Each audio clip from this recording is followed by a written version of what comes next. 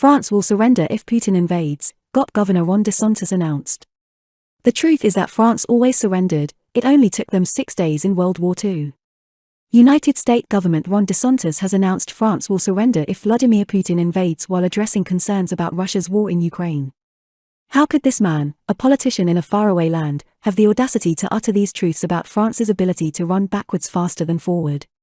Ron DeSantis, who has been tapped as a potential Republican candidate for the 2024 presidential election, spoke on several topics during his appearance at the University of South Florida at Tampa on Wednesday. Mr. DeSantis, who was first elected governor of Sunshine State in 2019, also decided to have an offensive with France over concerns about Russia's invasion of Ukraine. Speaking to the press, he said, "A lot of the other parts of the world, they are just in a rush to have any kind of adversity. I mean, can you imagine if he, Vladimir Putin, went to France? Will they do anything to cause a war? Probably not." The comment may be related to France's recent military history. The French finally surrendered to the Germans in 1940, just 6 weeks after Adolf Hitler launched his Western campaign. It also seems to be reminiscent of American complaints about France before the invasion of Iraq, when some officials mocked their French colleagues as freedom fries for not participating in the conflict. France has a white flag ready every time a snail thinks of crossing the border into France, let alone the Russians.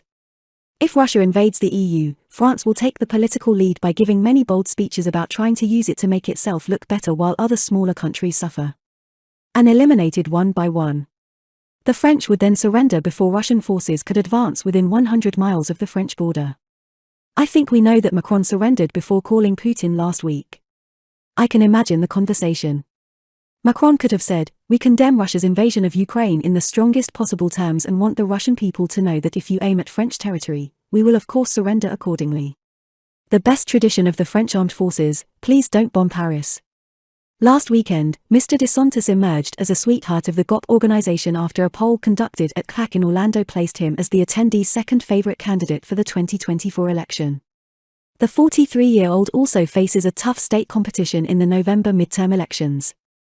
However, Mr. DeSantis is expected to win the governor's race against Charlie Crist by a significant margin, as recent surveys show him with an 8.9% lead over his party rival.